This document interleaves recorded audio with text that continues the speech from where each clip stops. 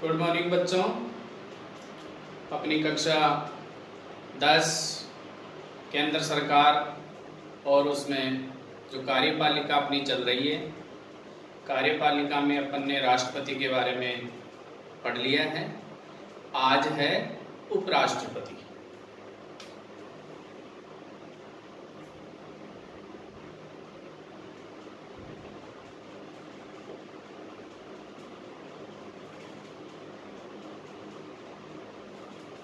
उपराष्ट्रपति के बारे में बच्चों आज अपन अध्ययन करेंगे। देखो बच्चों, उपराष्ट्रपति का जो उल्लेख है वो संविधान के अनुच्छेद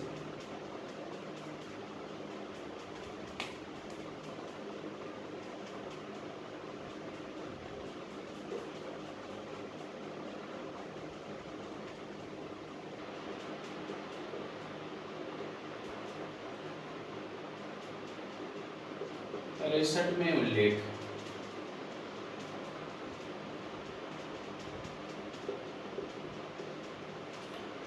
संविधान के अनुच्छेद 63 में उपराष्ट्रपति के पद का उल्लेख है।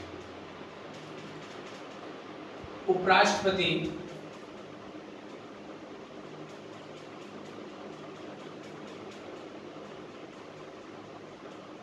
राज्यसभा का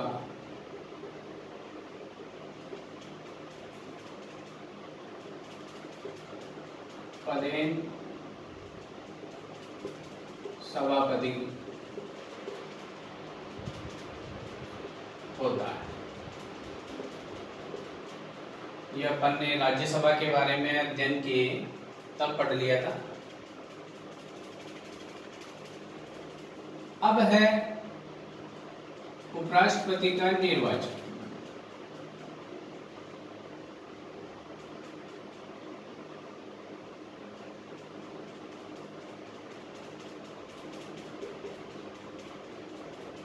देखो बच्चों, जिस प्रकार राष्ट्रपति का निर्वाचन होता है उसी प्रकार उपराष्ट्रपति का निर्वाचन होता है। निर्वाचन की वही प्रक्रिया है, वही पद्धति है। इसमें जो निर्वाचक मंडल होता है उसमें थोड़ा सा अंतर है। राष्ट्रपति के निर्वाचन में संसद के दोनों सदनों के निर्वाचित सदस्य और राज्य विधानसभाओं के निर्वाचित सदस्य तथा जो केंद्र शासित प्रदेश है उनकी विधानसभाओं के निर्वाचित सदस्य शामिल होते हैं।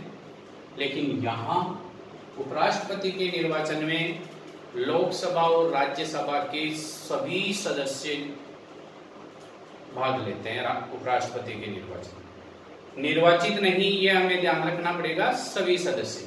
तो यहां अपने को ध्यान रखना है कि उपराष्ट्रपति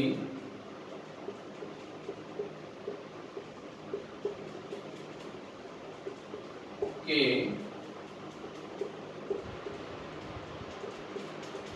निर्वाचन में लोकसभा एवं राज्य सभा के निर्वाचित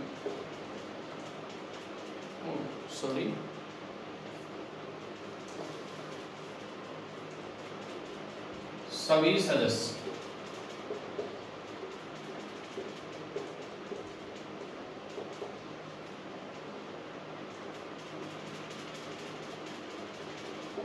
भाग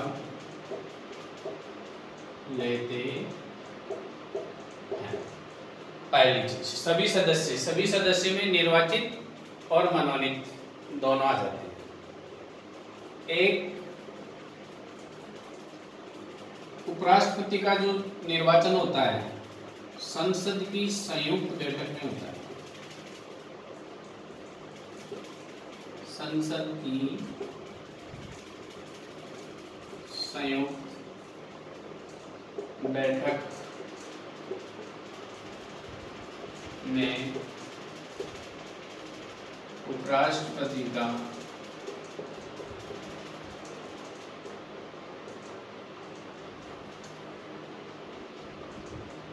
निर्वाचन होता है।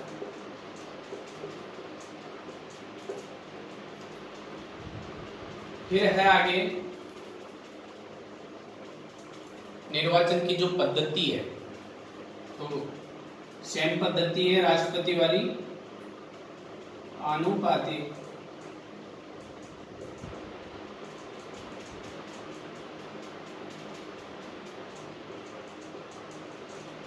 प्रतिनिधित्व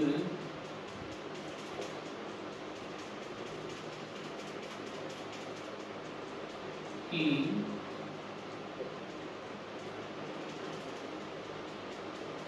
एकल संक्रमणीय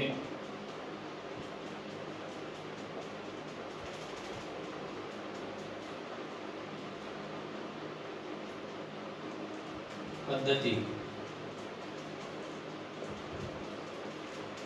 आनुपातिक प्रतिनिधित्व की एकल संक्रमणीय पद्धति से होता है और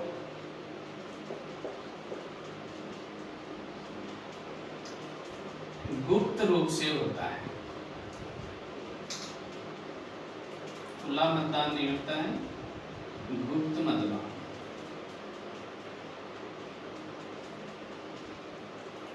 ये राष्ट्रपति के निर्वाचन में जो निर्वाचक मंडल है वो संयुक्त बैठक में और आनुपातिक प्रतिनिधित्व की एकल संक्रमणीय पद्धति में निर्वाचन होता है। अब आगे आता है अपने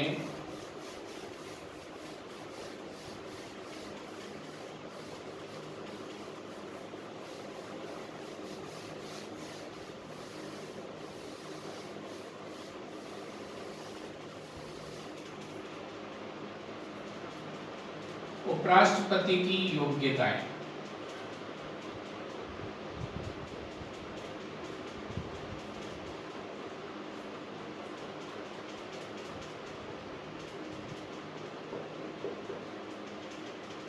देखो बच्चों, उपराष्ट्रपति की योग्यताएं जो राज्यसभा के सदस्य होते हैं उनकी योग्यताएं और उपराष्ट्रपति की योग्यताएं समान है, सिर्फ आयु को छोड़ के। राज्यसभा के सदस्यों की आयु न्यूनतम 30 वर्ष होती है और उपराष्ट्रपति की न्यूनतम आयु 35 वर्ष होती है।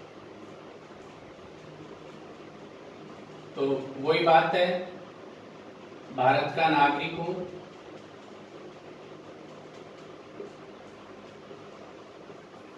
वह है भारत का नागरिक हो,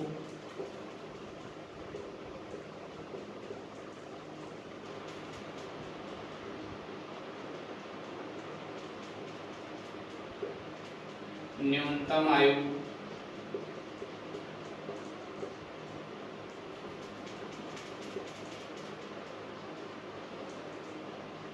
35 वर्ष, कम से कम जो आयु है वो 35 वर्ष, यानी 35 वर्ष से कम नहीं होनी चाहिए, 35 से ज्यादा कितनी भी। फिर है आगे, अपन सभी नहीं लिख के ऐसे लिख सकते हैं कि राज्यसभा के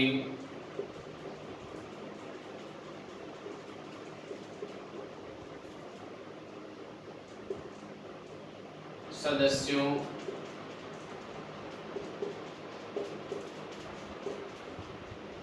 की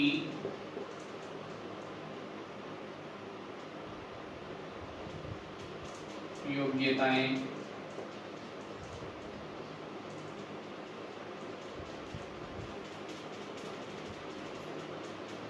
अब राज्यसभा के सदस्यों की योग्यताएं वही है, वो पागल या दिवालिया ना हो, किसी लाभ के पद पे ना हो, और उपराष्ट्रपति में राज्यसभा का सदस्य बनने की योग्यता, ये बात सामने है, तो ये इसकी योग्यता है। अब आगे आता है, जैसे राष्ट्रपति के पदच्युति की पद्धति थी, वैसे उपराष्ट्रपति की भी पदच्युति।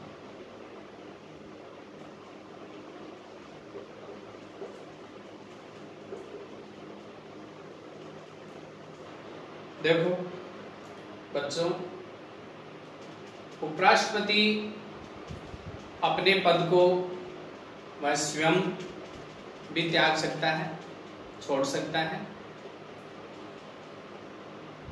उसके ऊपर महाभियोग ला करके भी उसे हटाया जा सकता है। महाभियोग की जो प्रक्रिया है इसमें राष्ट्रपति से थोड़ी सी अलग है।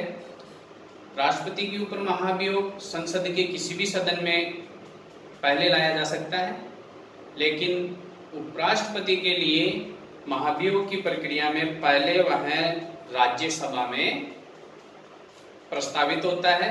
राज्यसभा यदि उसको पास कर देती है तो फिर लोकसभा से भी वह स्वीकृत होना चाहिए, उसके बाद में महाभियोग प्रक्रिया कंप्लीट होती है। तो यह है, तो या तो वह स्वयं पद त्याग कर दे,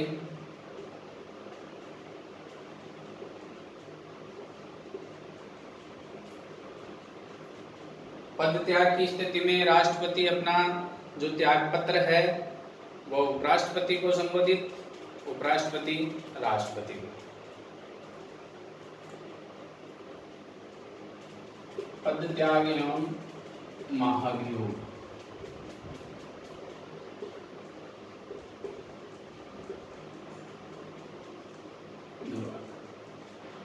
अब महाभियोग में क्या प्रक्रिया है? राज्यसभा में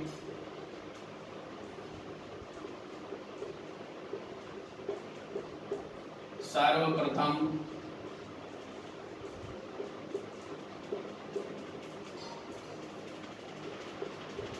ऐसा प्रस्ताव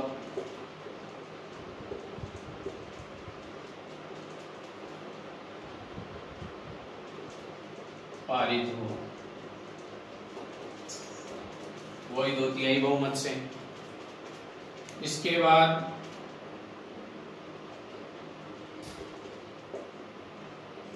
लोकसभा से स्वीकृत हो,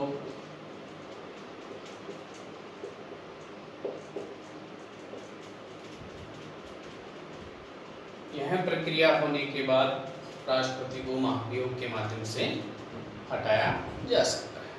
अब अपन ने पहले वो बात थी कि राष्ट्रपति पे महाभियोग की प्रक्रिया है वो राज्यसभा में क्यों लाई जाती है? वो इसलिए लाई जाती है कि जो उपराष्ट्रपति है वो राज्यसभा का पदेन सभापति होता है, इस वजह से।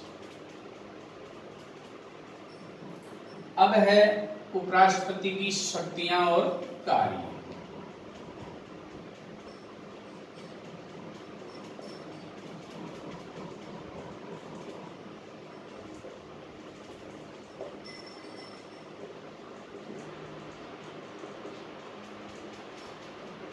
देखो, शक्तियां एवं कार्य। वैसे तो राज्यसभा के पदेन सभापति होते हैं, तो राज्यसभा की जो भी कार्यवाहियां होती है वो कार्य उपराष्ट्रपति के जो अध्यक्षता में या सभापतित्व में होता है। इसके अलावा भी यदि भारत का राष्ट्रपति त्याग पत्र दे दे, उनकी मृत्यु हो जाए, वो कहीं विदेश यात्रा पे जाए, उनके कोई रोग हो जाए, तो उनकी अनुपस्थिति में जो कार्यभार है वो उपराष्ट्रपति संभालते हैं। ये शक्तियों और कार्यों में इनकी महत्वपूर्ण बात है। तो हम देखते हैं, पहली चीज तो कार्य में जो अपन ने पहले पढ़ लिया वो सबसे है मेन अहम कार्य है कि राज्यसभा के पदेन सभापति होते हैं।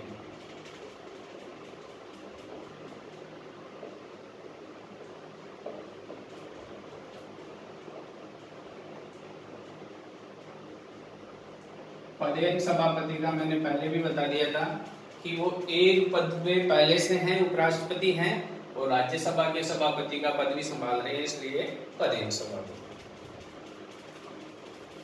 इनको राज्यसभा में मतदान का अधिकार नहीं है।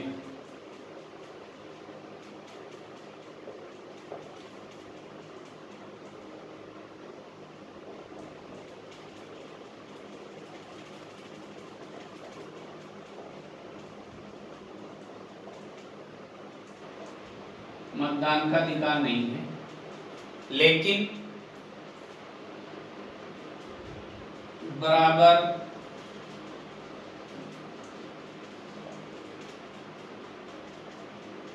पक्ष विपक्ष में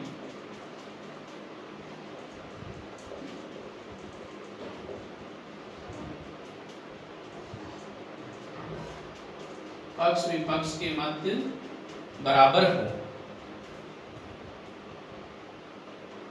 तो निर्णायक मत दे सकते हैं।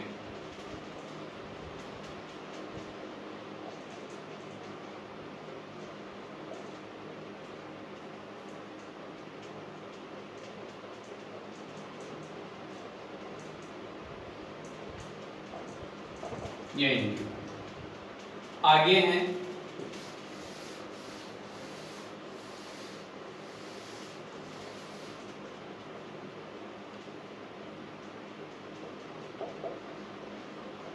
राष्ट्रपति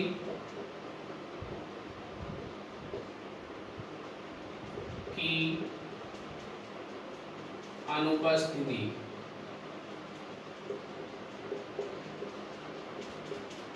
अब ये अनुपस्थिति किस प्रकार की, वो मैं बताता हूं। राष्ट्रपति ने त्याग पत्र दे दिया हो, यानी पद त्याग।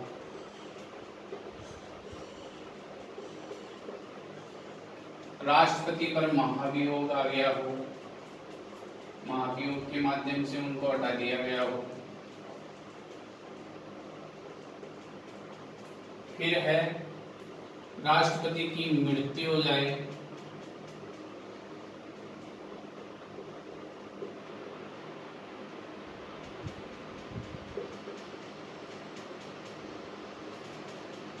तो ऐसी स्थिति में उपराष्ट्रपति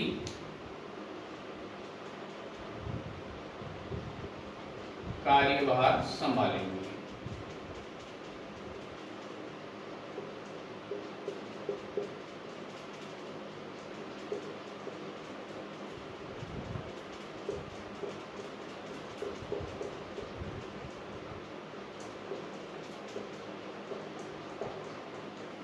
ये